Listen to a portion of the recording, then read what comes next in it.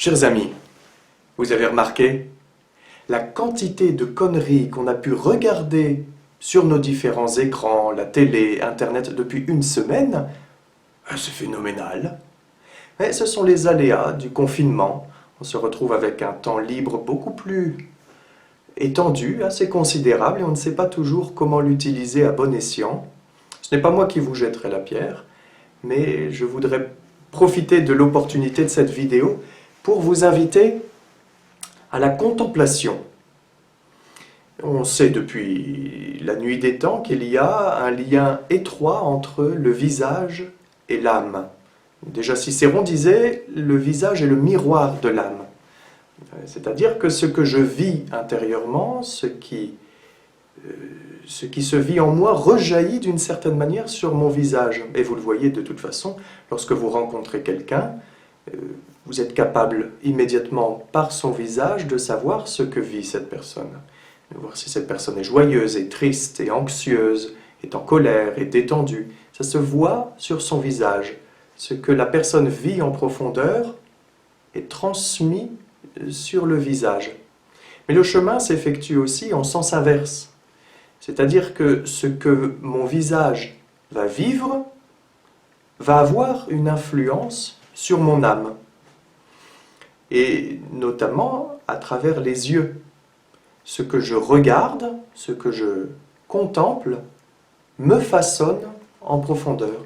Et c'est pourquoi il est important d'être vigilant sur ce que nous regardons, puisque justement il faut garder à l'esprit que ce que nous allons faire rentrer par nos yeux va nous modeler, va nous façonner. Je voudrais vous présenter M. Ebbie Hill. Ebbie Hill, c'est une statue qui a été rapportée début des années 30, au début du XXe siècle, par André Parrot, qui est parti faire les fouilles du site archéologique de Mari. Il se trouve dans l'actuelle Syrie. Et Ebbie Hill, c'est une statuette qui fait 50 cm de haut et qui se trouve aujourd'hui conservée au Louvre. Et c'est une statue qui est très ancienne. On la date de 2400 avant Jésus-Christ. C'est l'intendant de la ville de Mari, Ebbie Hill. Si vous cherchez sur Internet, vous trouverez E-B-I-H-I-L, Ebbie Hill. Vous aurez une meilleure image, une meilleure définition que sur la représentation que j'ai ici. Et cette statue est considérée par les historiens de l'art comme l'une des plus anciennes représentations d'un homme face à son Dieu, d'un homme qui est dans l'adoration, dans la contemplation de Dieu.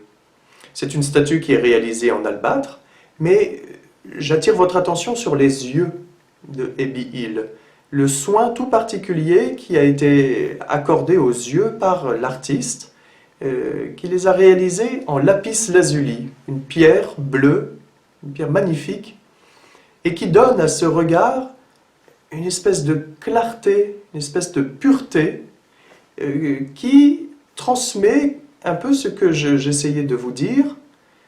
Le fait que Ebbie Hill contemple son Dieu va venir purifier, clarifier son regard, et donc va le transformer intérieurement. Vous avez dans le psaume 18, dans la traduction de la liturgie, le psalmiste qui nous dit « Le commandement du Seigneur est limpide, il clarifie le regard ».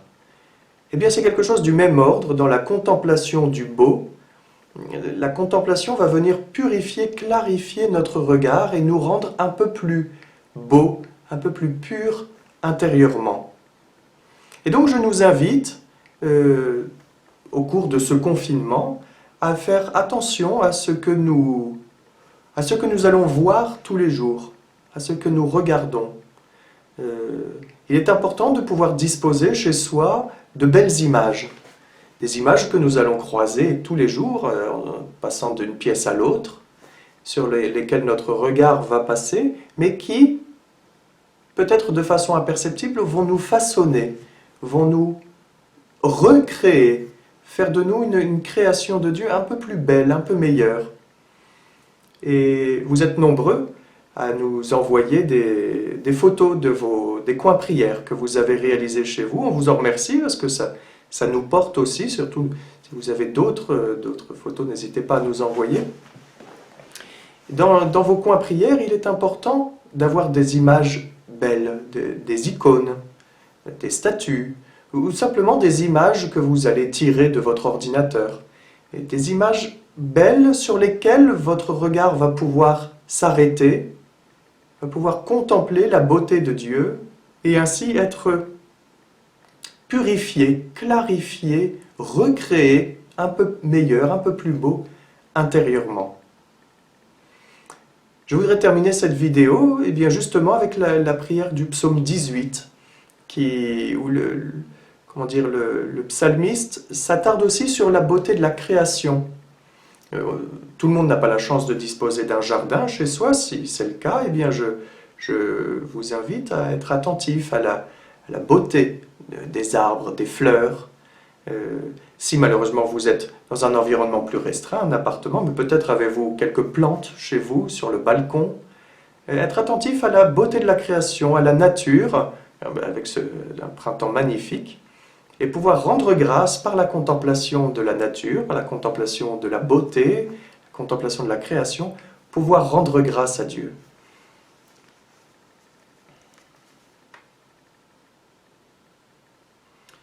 Au nom du Père, du Fils et du Saint-Esprit. Amen. Du psaume 18. Les cieux proclament la gloire de Dieu, le firmament raconte l'ouvrage de ses mains. Le jour au jour en livre le récit, et la nuit à la nuit en donne connaissance. Pas de parole dans ce récit, pas de voix qui s'entendent, mais sur toute la terre en paraît le message, et la bonne nouvelle aux limites du monde. Là se trouve la demeure du soleil. Tel un époux, il paraît hors de sa tente, il s'élance en conquérant joyeux, il paraît où commence le ciel, il s'en va jusqu'où le ciel s'achève, rien n'échappe à son ardeur. La loi du Seigneur est parfaite, qui redonne vie, la charte du Seigneur est sûre, qui rend sages les simples. Les préceptes du Seigneur sont droits, ils réjouissent le cœur. Le commandement du Seigneur est limpide, il clarifie le regard. Gloire au Père, au Fils et au Saint-Esprit, comme il était au commencement, maintenant et toujours, et dans les siècles des siècles. Amen. Au nom du Père, du Fils et du Saint-Esprit. Amen. Bonne journée et à très bientôt.